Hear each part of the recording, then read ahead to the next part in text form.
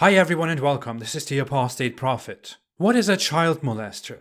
If you knew of a 50-year-old man who had a 6-year-old wife with whom he consummated his marriage when she was 9, would you follow that man? Would you look up to this old man? Would you think he was the ideal man? Would you try to live like him? How would you explain his marriage to a child, to your children? I have a lot that I want to talk about this week and in the coming weeks, but before going there, I want to get back to a very important aspect of Islam and its magical prophet Muhammad. Yes, I want to talk about Muhammad's child bride, because I think every Muslim should lengthily think about the fact that their favorite prophet, who is supposed to be the most perfect human, whom every Muslim is supposed to love and imitate, had a 6-year-old wife, with whom he consummated his marriage when she was 9. An important thing to add is that many Muslims are not even aware of this, because Islamic teachers and scholars don't just tell them. Although this is a very clear fact, it's mentioned in the same sources that teach you how to pray. That's why we should let them know. So please make sure to like and share this, as hard as it is. Let's listen to Aisha, the child bride herself. Aisha tells us directly how this happened. Narrated by Aisha.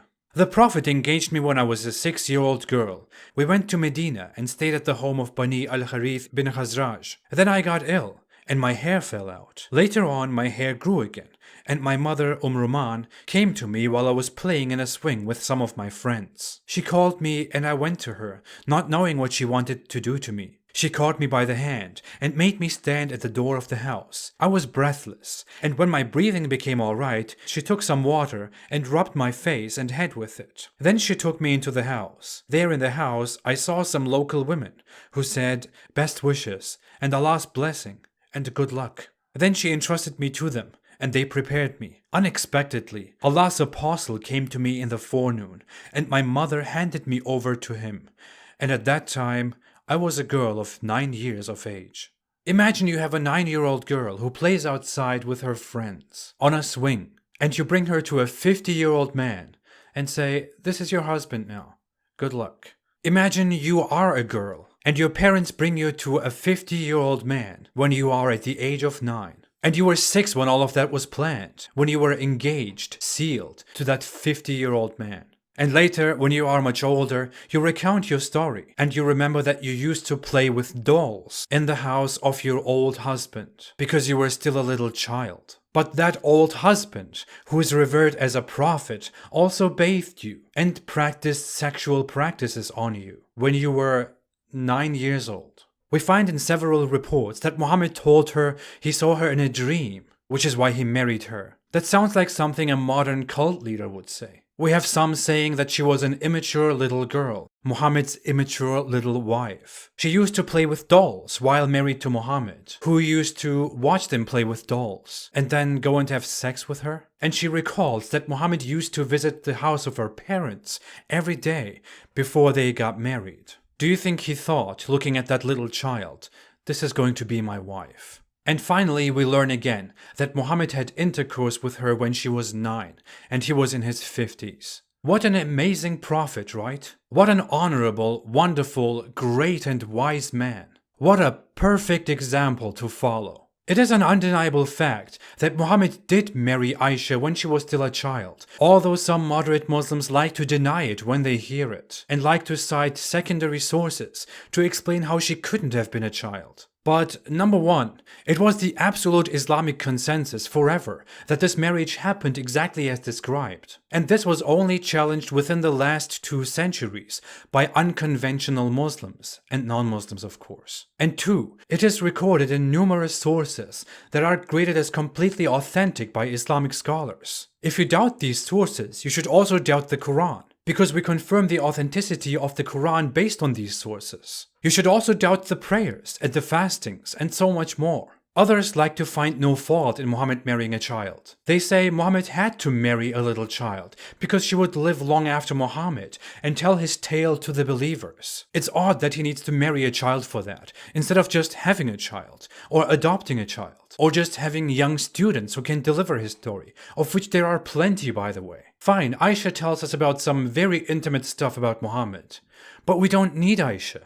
Aisha died around the age of 70, while another wife of Muhammad, Salama, whom he married at a quite reasonable age, lived much longer than Aisha and was the last of Muhammad's wives to die. So there really wouldn't have been any need for Aisha at all. Also, Muhammad and the Quran were completely Allah's plan, who certainly wouldn't need to depend on a child bride. Allah could have made all of that happen much differently. They say it was normal back then to marry children, to marry girls at such a young age. In all other marriages of Muhammad and his companions, we see that people married at quite reasonable ages. Aisha was exceptionally young, and people explicitly remarked that. We also have no records, no supporting evidence that girls were usually married at such a young age. We only have Muhammad going around and asking people who married older women why they didn't marry a young virgin so they could fondle each other. Looking at other cultures, we see that in ancient Egypt, the average age of marriage for a girl was around 14.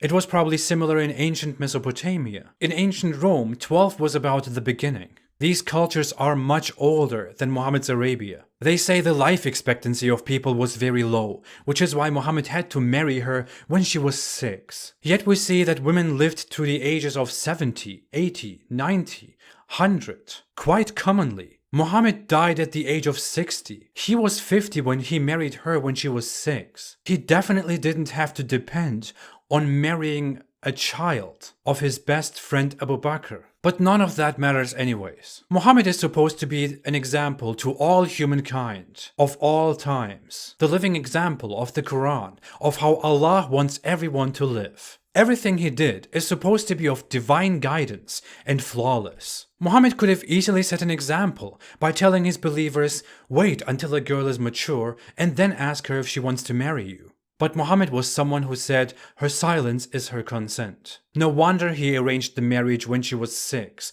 not even able to think. Muhammad was also someone who looked at a baby and said, I'll marry this one when she's older. We now know, and we knew for a long time, that a girl is not ready for marriage at the age of 6, and not ready when she has her puberty. Although many Muslim apologists will basically tell you that if she's ready to bleed, she is ready to breed. Not even in that time in Arabia was she remotely sexually ready. And many Muslim apologists really want to tell you that she was ready because of Arabia and heat. We know that puberty is only a small but visible part of a long process of a girl becoming mature. It is not for nothing that a girl still physically and psychologically changes until the age of 18 and beyond, because she is not remotely ready at the age of 9. And marrying a girl and having sex with her at the age of 9, when she is not even possibly physically ready, let alone mentally ready, damages her physically and psychologically. And I'm sure that little Aisha didn't get away unharmed.